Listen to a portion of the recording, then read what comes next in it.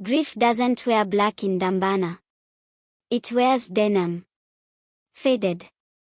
Stained. It sits in plastic chairs with bent backs, sweating under flickering ceiling fans.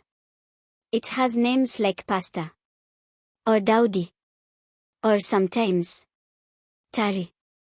The next session came like all things I dread, slowly, then all at once.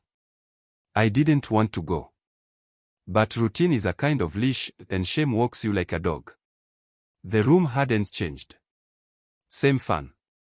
Same chairs. But something in me had. Musa's face wouldn't leave. Even now, when I closed my eyes, I saw the blood. Not fresh. Not red. But old. Dark. The kind that dried on the inside. Enah wasn't there.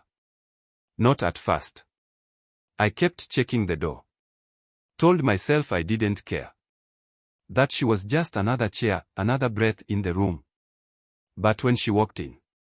Notebook, same bun, eyes that held storms. The air moved like it recognized her before we did. Mr. Daudi cleared his throat. Today, let's talk about the men we've buried while still breathing. No one spoke. We weren't trained for metaphors. We were trained to tighten fists. To nod and pretend. So Daudi tried again. Who were you before the first time you were told to stop crying? And just like that, the room changed. Not the paint or the chairs. The silence. It got heavier. Like grief finally recognized itself. A man named Pastor spoke first. His voice shook like it hadn't been used in years. He said he used to sing. Until his father called him a girl for crying at a funeral. So he stopped. Singing. Crying. Speaking.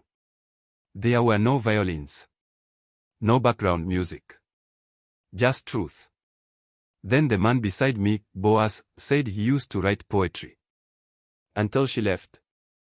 He said. She read my poems like they were lies. He said he stopped writing after that. Even stopped reading. We all stared at the floor like it was sacred. Like it might split and swallow our stories whole. When Enah finally spoke, she didn't look at anyone. She read something from her notebook. I used to believe I was made to fix men. Men who broke things just to feel something. Men who said they loved me, then loved their pain more. But you can't feel someone who is a leak. The pen in her hand trembled.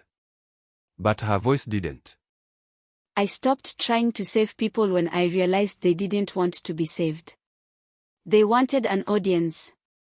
She closed the notebook again. Same way you close a coffin. And still. No one cried. Afterward, I found myself alone on the rooftop of the building. The city didn't look like healing from up here. It looked like rust and ruin. Like everything beautiful had already burned. But then she joined me. Didn't speak.